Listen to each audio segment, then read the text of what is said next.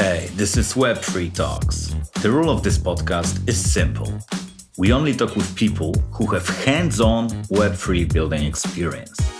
So if you are a hacker, entrepreneur, or investor, you can get inspired by their stories, lessons, and fuck-ups.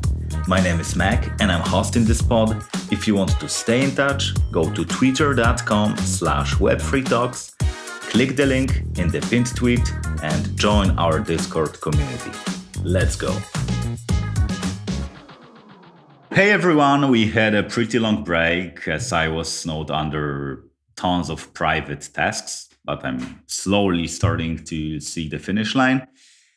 And, finally we are back. And in the last episode, Seb from Zapper suggested that it would be cool if we had a early stage project here. So I said, okay, let's do this. But the person that I'm having here is not a no-name by any means, because today's guest is Bored, also known as Bored Elon Musk, who is a Twitter anon legend with over 1.7 million followers there. And he has been sharing smart and funny business ideas for almost a decade, I guess. So it's like he was anon before it was mainstream. So in the last few years, I know that Bored focuses a lot on Web3. He shares a lot of content, ideas, and so on. He also invests in some Web3 gaming companies because he has gaming experience. And all these things led us to BoredBox, which is his new project. And it's like, in my terms, it's like a NFT box, and you can open it. And if you open it, you can find different game assets there. And you can obviously use these game assets, and it's highly advised to play instead of trying to flip them on OpenSea. And all these assets and games are very tightly curated by Bored and his team. So you can avoid some Ponzi's, which is pretty nice because there are so many of them in this world. But, there's a lot to unfold here. But before we start, let's get with the basics. Why have you started Bored Elon Musk account 9 years ago? It was 9 years ago as of yesterday, actually. It was my Twitter anniversary. And it wasn't my first parody account. So for anyone who is not familiar, a lot of people on Twitter have created sort of these fictional characters that are often based on real people or real life events. And as I was growing up, I loved writing. I liked comedy writing. It was something I did as a hobby. And Twitter was this really wonderful platform for just putting quick thoughts and humor out into the world. And the hardest part, I think, with humor writing is just having some constraints. And, having sort of a lines to color within, if you will.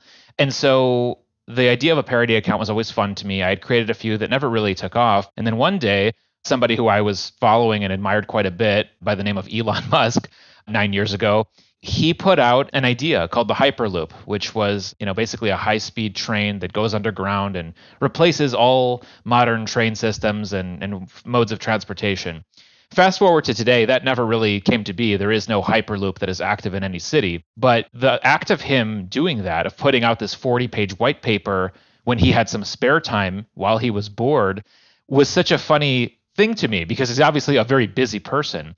And so that spurred in me the idea of what else does he think about when he's in the shower or taking a walk or on the toilet. And so that basically inspired me to create the account of Bored Elon Musk, like a fork of Elon. And since then, it was just this experiment of trying to create funny ideas that somewhat are in his voice because he's, a pretty funny individual as well, but also crossing that with my own personal humor, like the guy who's actually running the account. And so it evolved from there. And I didn't have a grand vision. It was just an experiment that went way too far and got way too big.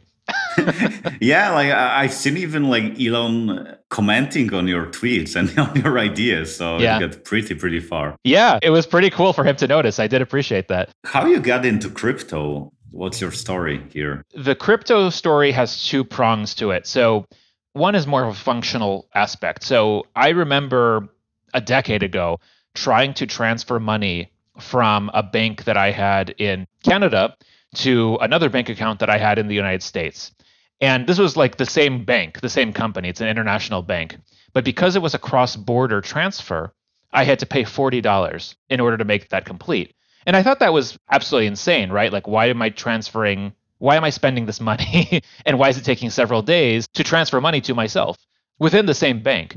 And so I was like, there's got to be a better way. And that's really what pushed me to crypto, which was this idea of being able to move money very quickly, very low fees, and without needing permission from the bank. That sort of got me exploring. And that's where I jumped into, earlier stage projects, Bitcoin being one of them, and using sites like Mt. Gox. And it was a lot to learn. I'm not a technical person. So for me, it was definitely a lot to learn, but I really appreciated it. And so that was kind of the first element of getting into crypto. And the other was because of Bored Elon, I had built this large following. Obviously, with big distribution, there are opportunities to make money, right? To have a business, to sell things, to partner with people. But part of the appeal of this account is to remain pseudonymous, right? Like, I don't actually have anything to hide in terms of my real life identity, but it's just fun. It's fun for Bored Elon to be this anonymous guy who nobody knows, because that way everybody can just kind of project their own personality onto it. And so I don't want to ruin that. And so, being able to conduct business and use kind of traditional payment rails is tough because you open yourself up to being identified. And so crypto provided another opportunity, or really a brand new opportunity to do business, right? To partner with people, to send and receive money, to sell digital items in a way that did not require me to give up information about myself that wasn't really relevant to that business transaction. So those were kind of the two things that really got me excited. And then more recently, because my background is in gaming, and we can talk about that, I'm very excited about the possibilities of what blockchain can do for the gaming industry and how it might usher in the next wave of game builders. We'll definitely talk about your gaming experience here. It seems that crypto is like a perfect technology for the thing that you started years ago. I mean, 9 years ago, it was hard to be a pseudonymous person earning money and running business. But now, you don't need to dox yourself, which is pretty beautiful. Yeah, maybe Tornado Cash might be useful to not leave so many trails, but it's still better than a HSBC banking account or something like that. Okay, so let's talk about your project, because BoredBox is a pretty unusual project. Because it's not a game, it's not a loot box like traditional loot box that you could have in different games. So what is it, and what's the business model? I thought your description was a good sort of simple introduction to it, in the sense that it is literally, an NFT that comes packaged with game assets. But I always like to use real world analogies. So, imagine you've heard about a new video game system and you didn't know much about it, but somebody who was familiar with gaming, who was familiar with what are the best game makers, sent you a box and sent you games that you should try out. That's a little bit of what it is. It's very much not a loot box. And for anybody who is not familiar with the idea of a loot box, in gaming, it's basically, you're playing the game, you're potentially spending money or time. The game gives you a box that has, one of many thousands of potential items in it. And there's different rarities in that box. So it's a bit of a surprise. A lot of people are frustrated with the loot box mechanic because it's a bit of gambling. Sometimes you get something good, sometimes you don't. Ultimately, you're spending your money and time, and that's frustrating. We are not that, right? So we're selling a box that every customer gets game items from the same companies, and they are of similar rarity. And to really blow it out more, it's more than just a box, right? A box is kind of an introduction, but we see ourselves more as like a boutique and a club, because once you get your board box, once you get the game items, you join our club of gamers, right? We have a private Discord and many more private sort of elements that people will have access to. We continue to bring people game recommendations. We host events. We do tournaments. If you're thinking about the store idea, it is truly like a boutique store where we're curating games that we think are great, or games that are coming soon that we think are really going to be fun, and making those recommendations. And so part of it is, me leaning on my experience in the gaming industry to understand which games we think are going to be the most appealing, but also, having a filter and trying to help people navigate what is a pretty tricky space, because there are a lot of people right now who are building quote unquote blockchain games who may not have that much experience in designing games.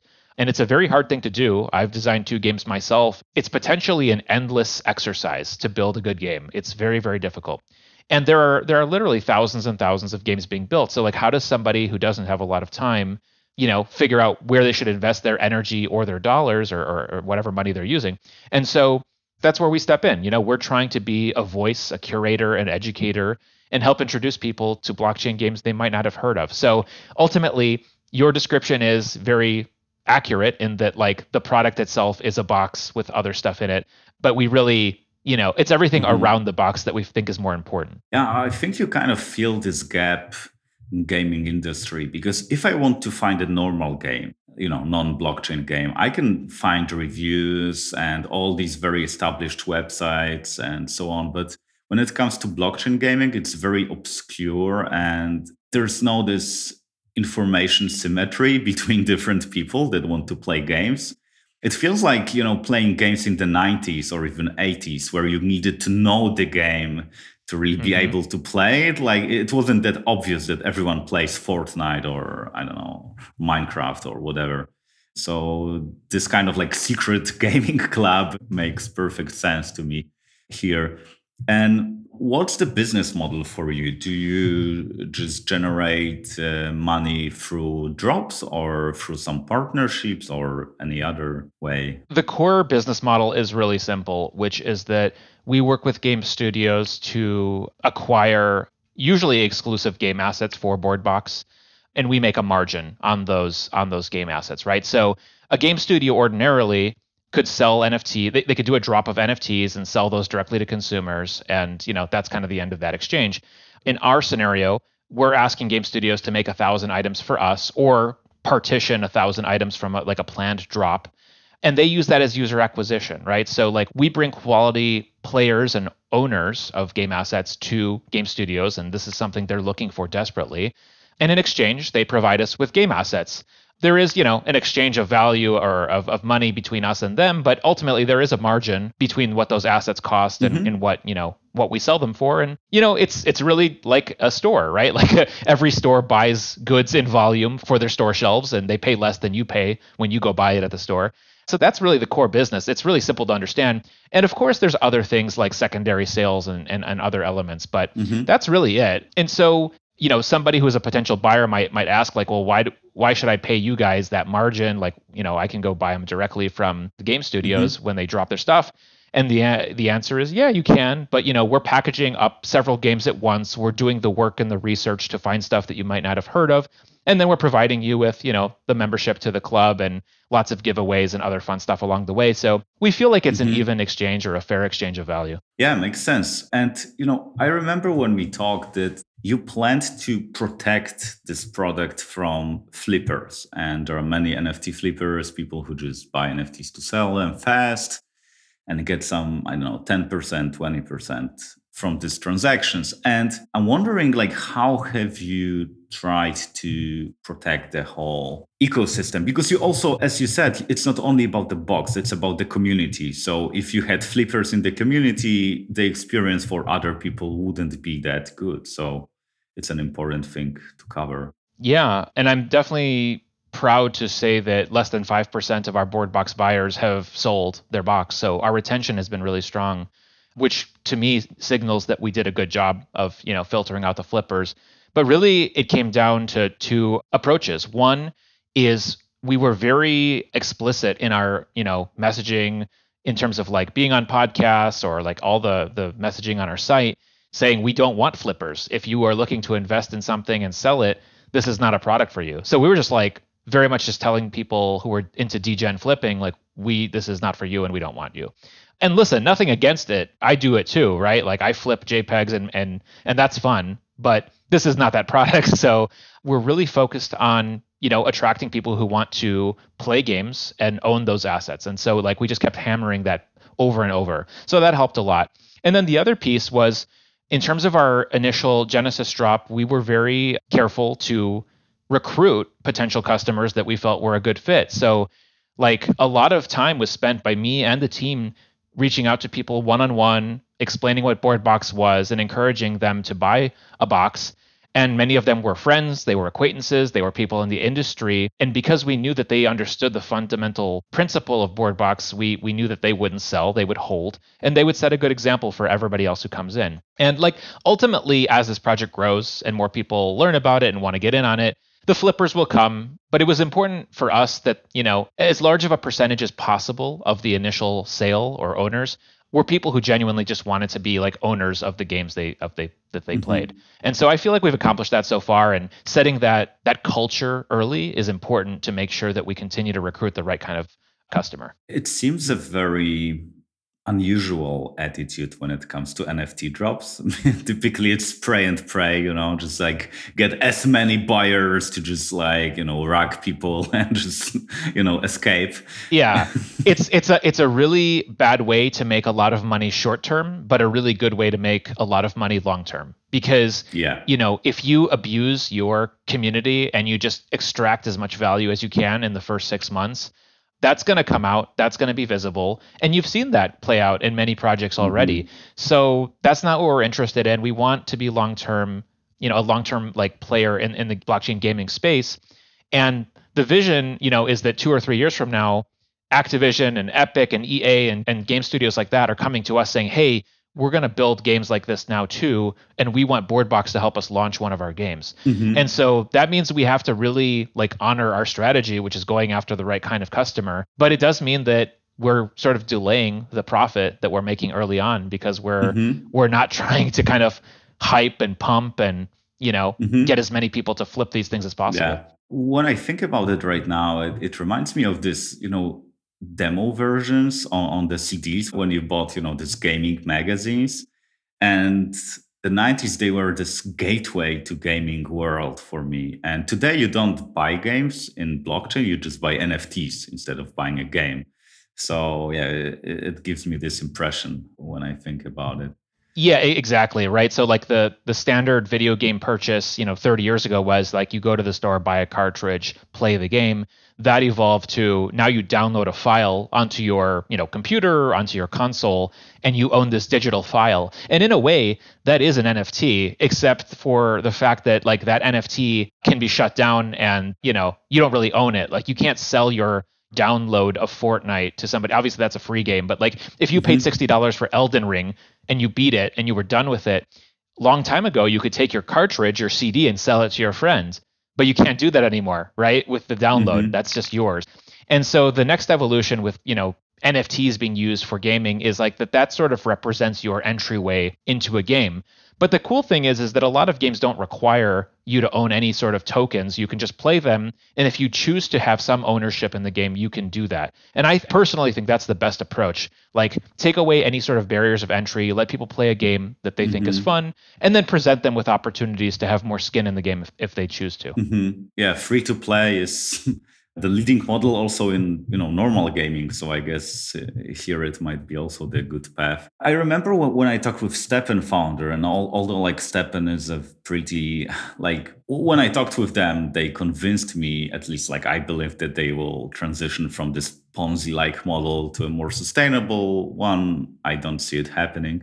But back then they told me that they gave away NFTs for free, and they were, just trying to make people use the app because their idea was that if you keep the expectations low, so you give it for them for free, and they play the game that's full of bugs, full of glitches, they wouldn't complain. But if they paid, I don't know, $10,000, they would be very furious because, they pay $10,000, so they are bound to have some expectations. And I'm wondering, as your box, as far as I remember, it's like what, 1 ETH? That's correct. Yep. Which is pretty expensive. I mean, like it was more expensive like a few months ago, but it's a bear market and people are like, oh yeah, it's a gas fee. Maybe I'll wait until it drops to $5 instead of 10, instead of, aping into $200 gas fees and so on. So I'm wondering like how have you acquired users if you've done anything apart from this one-on-one conversations that you mentioned? Because you launched at one of the hardest time, because it was the time when shit hit the fan, and there was Luna, then there was the Celsius. So it's like if I had to pick like the worst time for launching an NFT project, I think you just like nail it, basically. Yeah, Mac, our project launched the day I believe that Terra like collapsed. So it was an interesting day for sure. The thing is, kind of going back to earlier in the conversation, we weren't really going after the degens and the investors or anybody who was buying this as a means of like flipping it. The way I think about it is the person who's willing to spend $3,000 on a PC and then goes on and spends $500 to $1,000 per year on gaming. That's like a luxury gamer, right? And that's who I am. I have an Xbox that costs $600 and a PS5.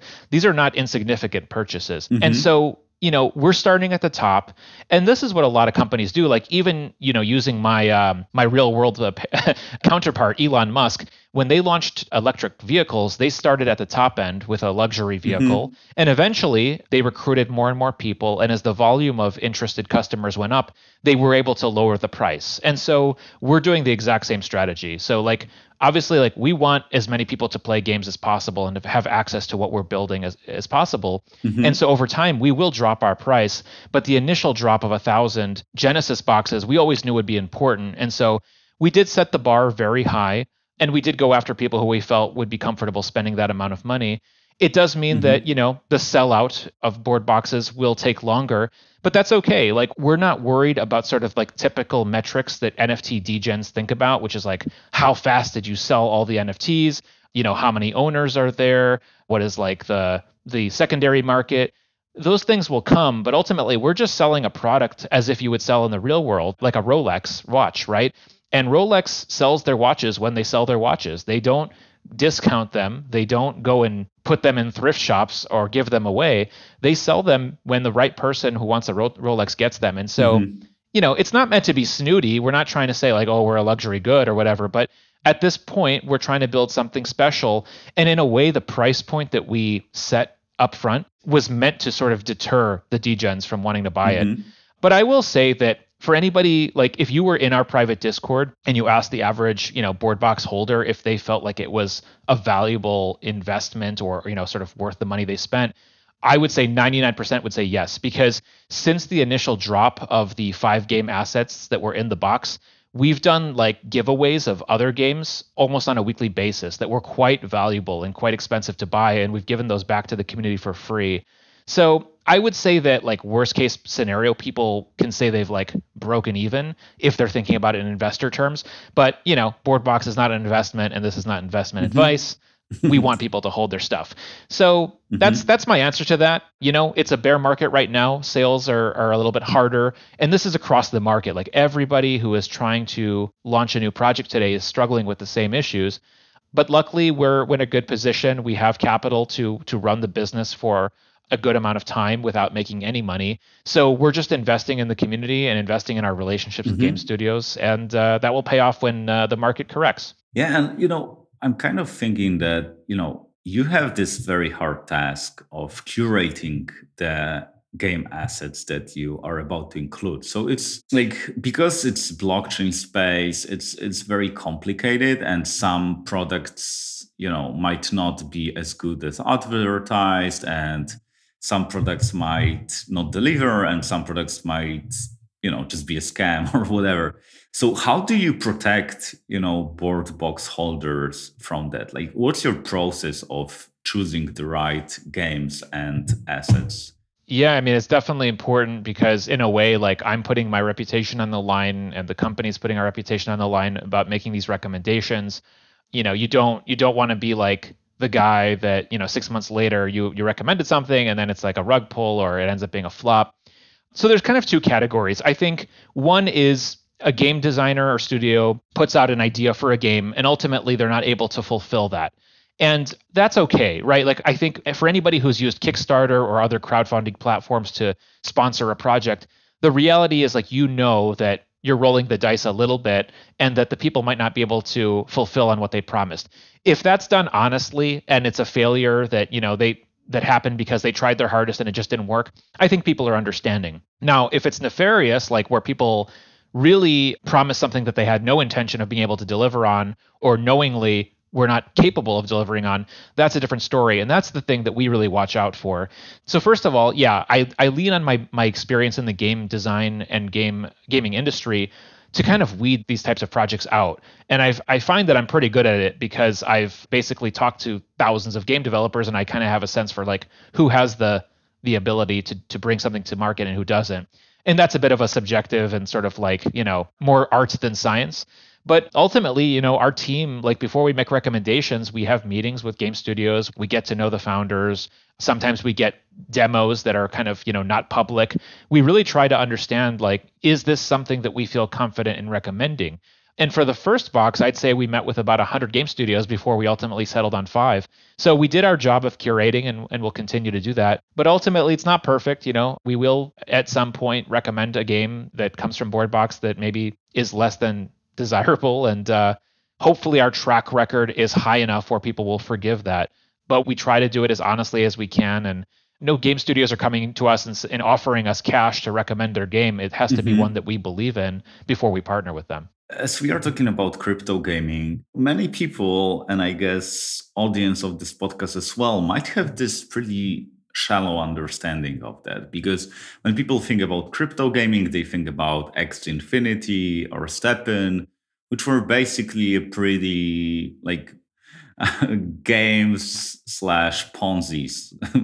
And this earn component was pretty highlighted. So everyone was playing Xe or Steppen. Not everyone, but like most people were playing to earn money. That's why the economy collapsed. So I'm wondering, as you have seen so many games and so many models, what are the more sustainable game ideas that you have seen? Yeah, I mean, I will say that the definition of a game is subjective, and different people think different things are games. Like somebody who is an accountant might think that going through an Excel spreadsheet and cleaning it up is a game to them.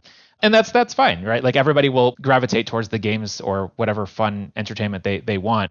For me though, a game is more fun, and I think this will apply to blockchain games, when the money is kind of wrapped around or outside of the core game itself.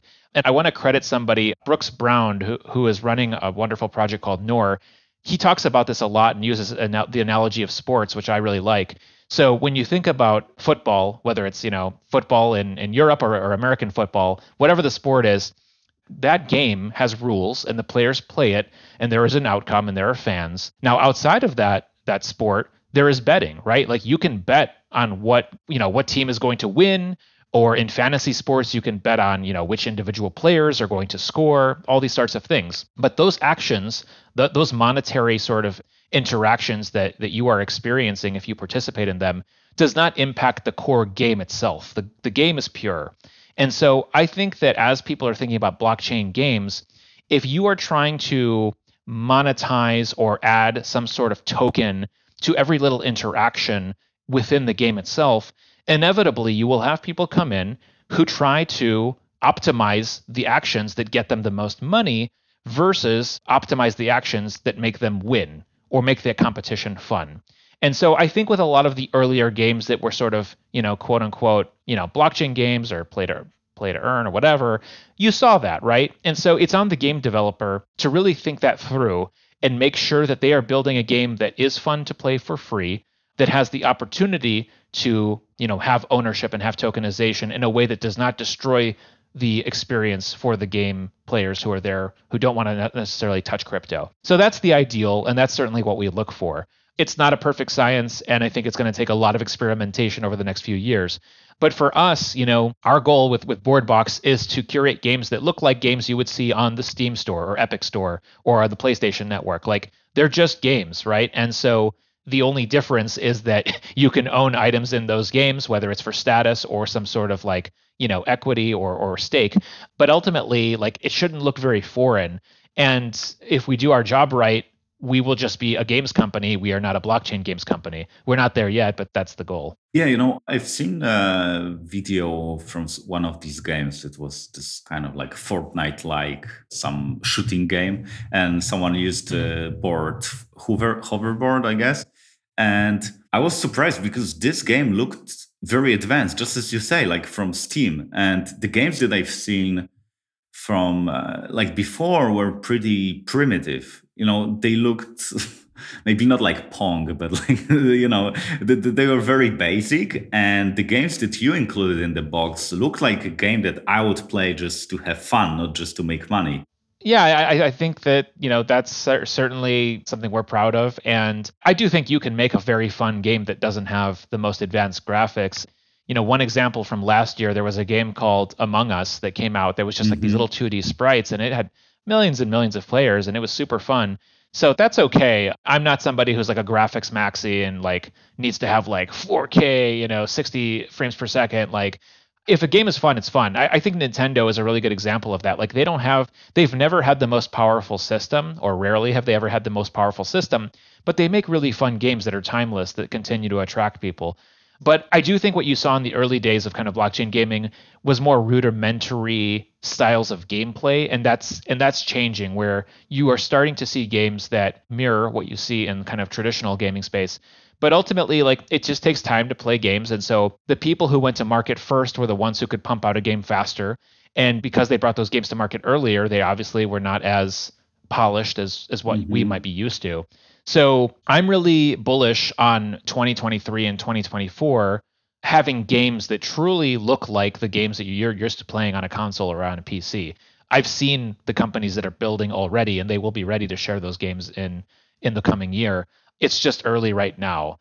And the traditional games that already look good, that are not, blockchain based, they're not necessarily ready yet to implement on-chain elements. So they can't make that port quickly. And because they can't, we're kind of waiting on the indie studios and the newer companies that are building blockchain games from the ground up. So the difference in this perfect game would be that, let's say I play Diablo and I have like super magic sword. And instead of this sword being owned by Blizzard in the end, it's owned by me. Yes. So I have like an NFT of the sword and I can sell it wherever I want. I can sell it on OpenSea, I can sell it on Blizzard auction house or whatever.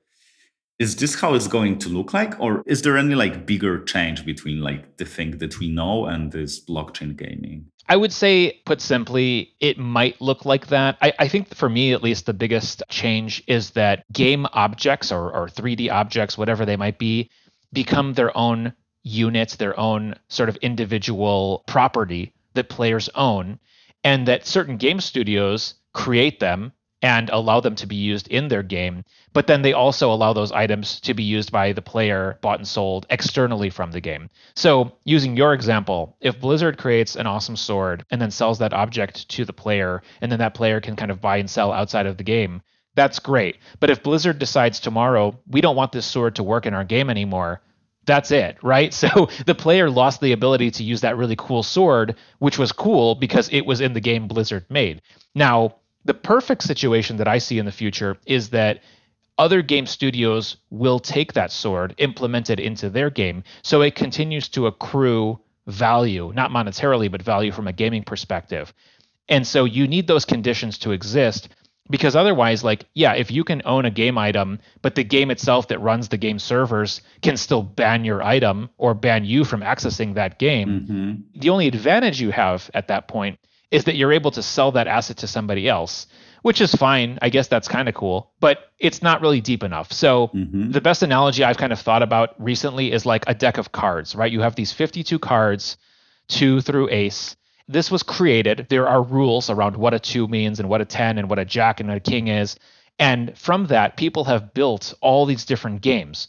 But the deck of cards, this idea of a deck of cards, nobody owns that. Nobody can shut that down. So in a way, that sword we were talking about is almost like the ace of clubs. Like, you have that ace of clubs and you can play hundreds of games with that ace of clubs and it will always be yours. It's not a perfect analogy, but it's kind of the best one I've been able to come up with so far. I've heard some people being skeptical about this idea because it might be hard to make this, asset from one game usable in the other game. But when I think about it right now, it seems like a user acquisition strategy. So if I wanted to, steal players from Blizzard, I would make all their assets usable in my game. So through this vampire attack, I might, encourage them to try my game because they won't start from scratch. They would already have, some cool items there. Totally. Yeah. I mean, if I were the future Blizzard, I would absolutely encourage other game developers to build on top of the items that I've created as a way to draw people back to my game.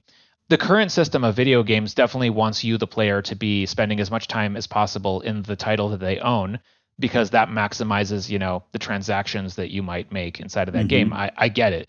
But if the future model is that the creator of these objects monetizes through those objects being used more and sold and bought more, that changes a little bit of the monetization path, where game studios are a bit more open to their stuff being used in other places. And if you look at sort of like the current slate of things, Fortnite is a really good example, right? Like they constantly are doing partnerships with other intellectual property. Like they bring in Marvel characters and Star Wars characters, the NBA, and they bring them into Fortnite to be players or skins in that game. But then all those other partners that are working with benefit, because that's a big story for them and it attracts new customers or consumers or fans to them. So it's like this perfect intersection. And that's done in the Web 2.0 world very well. I think with blockchain gaming, that spirit is already built in from the start.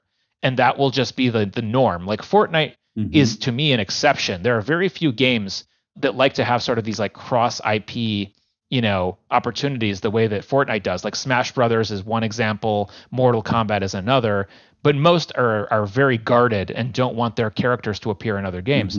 So that is the opposite of the culture that you see in the Web3 gaming space, which is like, no, we want our stuff to be existing across every game if possible. I think years ago, game developers made money because you bought a game. Now many of them make money because you buy an item in a game or something, pay to win model. But I think it changes the business model, because I don't care that someone steals, quote unquote, my users, my gamers, and they play the other game, because if they use my items, they will buy and sell these NFTs, and I can get, 2% from every sale. So instead of earning money from players directly, I can earn from all the NFT transactions. And it seems like a pretty interesting revenue stream. It's a win-win, because the reality is that game makers today do have to compete with all their other game studios. And so they're trying to steal their players with a game that is more fun, that's cool, whatever. And so if you acknowledge the fact that, hey, your game is going to eventually lose players and they're going to go elsewhere, it'd be better to be able to at least own a piece of the value that they are taking with them versus just, trying to trick them into sticking with you. Because I think that's what's happening today, is that a lot of game companies, especially mobile games, they're using these psychological tricks to get you addicted so that you don't play other games. And that's borderline evil, in my opinion. And instead, just focus on monetizing the cool stuff you've made. Continue to update your game and create games that use that stuff that you created, and encourage a marketplace and encourage liquidity, and then just cash in on the transactions. To me, that's a much better business model, and it's certainly a lot better for players, versus the current system we have, which is completely one directional, which is payers buying digital items, all that money going to the studio, and the player does not really have anything to show for it other than they get the right to use these digital items in a game unless they get booted off the system. You've seen so many games as an investor and as a BoredBox founder. So I'm wondering, what were the biggest mistakes in blockchain gaming that you have seen, and the coolest things that these developers have done? Yeah, I mean, biggest mistakes, I think, was over-indexing on the financialization and blockchain elements of the games in the first place when trying to onboard players. Imagine going to a game's website, and before you're able to do anything, it says connect your wallet. So if you're newer to blockchain, or you're a gamer who's kind of curious about it, and you see that, you're basically done, right? You've never had that chance to even play that game, learn about it. Or if you are presented with a website that is focused on tokens and staking and DeFi elements versus information about why this game is, interesting and fun to play, again, that's a misstep, right? So you saw a lot of that in the early days. I have seen a pretty big transition where gaming companies now who are building on chain are definitely focusing more on gameplay. On the flip side, what I've seen work really well is a lot of games that are being built that are like, playable in browser where you load up the site and it literally just drops you into the game. You can play, you don't have to buy anything, you don't have to learn about blockchain. It's just like, here's a cool game, you can play it. And then as you get kind of hooked on it, it presents you with, a marketplace or opportunities to like, participate from a monetary standpoint. That's a really smart approach. And I think we're going to continue to see more of that. Yeah, makes sense. I played one game, I don't remember the name, but like one of these browser games, and I got hooked. I spent like an hour playing that, even though I don't play games too much. And then it was like, yeah, you can buy something. And I was like, oh, with Polygon? I'm like, oh, it's a blockchain game. I didn't even know. But that's the beauty of it. Like games are a really good way to like teach people about technology. I remember when I was in college, I played Counter-Strike with my friends, and there were a lot of things I had to learn to do in order to play that game, like how to set up a server and, build my own like desktop computer and like how to, even like how to use the internet. Like back in the day, like a lot of people learned to use the internet so they can play games with their friends. And so today, I think there are a lot of games that are really fun that are helping onboard people into crypto because, they enjoy the game, they want to play with their friends. So they're like, cool, I'll try and learn how to use, a web wallet or buy crypto.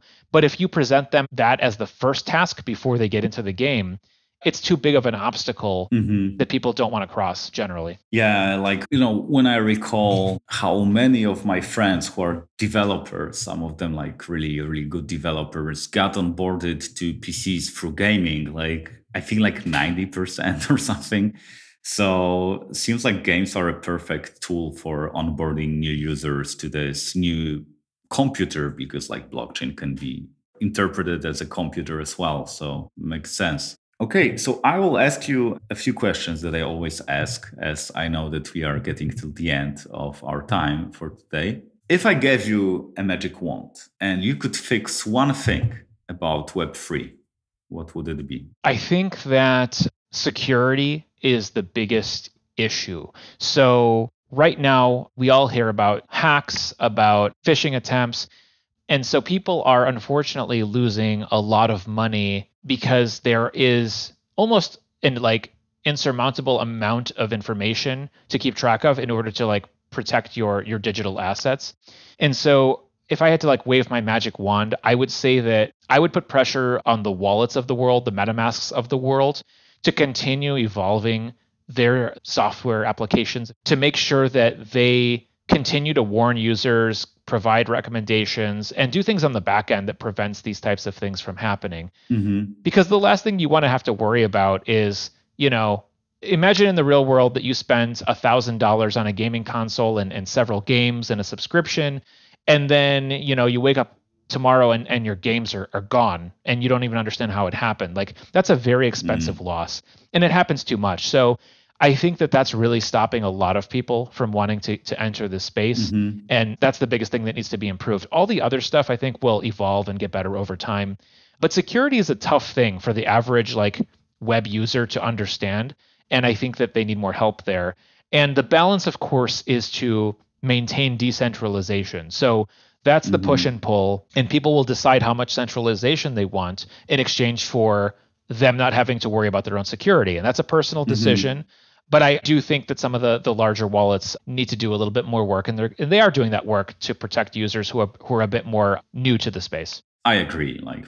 I agree a lot, and I remember when I've been hacked, not in a blockchain, but like my Diablo 2 account got hacked, and it was a terrible experience. I didn't want to play any games for many, many weeks. So if you have experience like that, it can be devastating on your user base. Yeah, and like, what were the most mind-blowing Web3 projects that you have seen? Something that was, either amazing or so crazy that just made you say wow. I think that the one that has impressed me quite a bit lately, and I'm biased because they were, connected to us via BoredBox, is the altered state machine, ASM as they go by.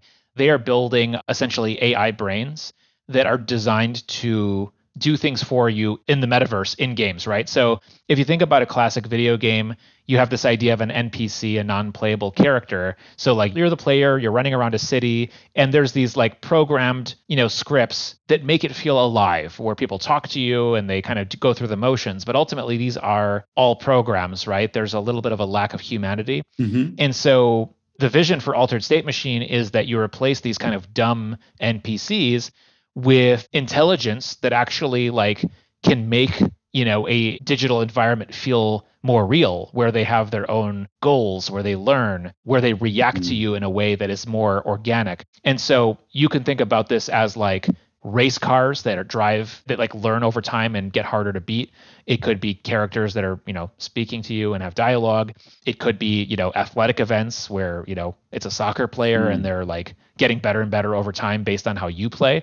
So to me, that's a richer game experience that they are promising.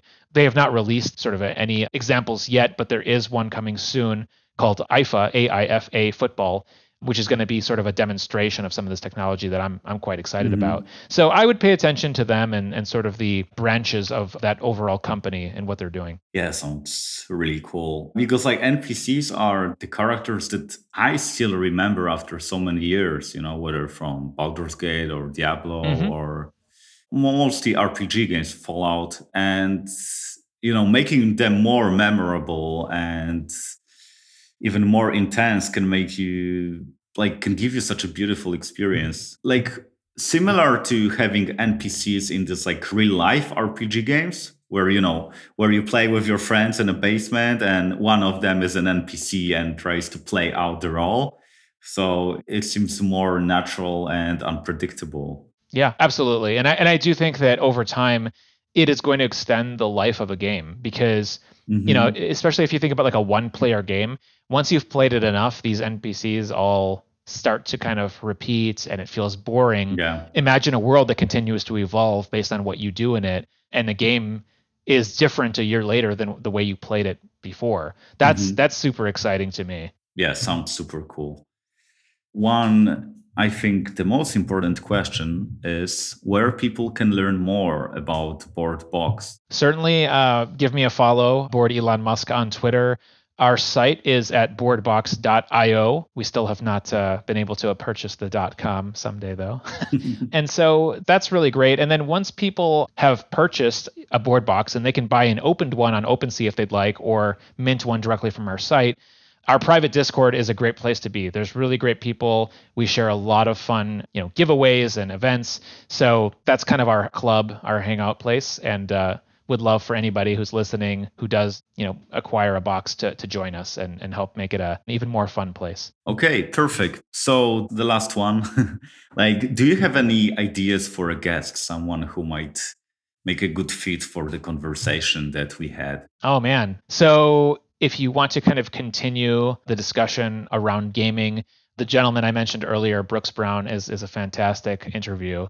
If you'd like to talk to someone who has a grander vision for society, if you can get his attention, I would recommend Balaji Srinivasan, very interesting gentleman as well.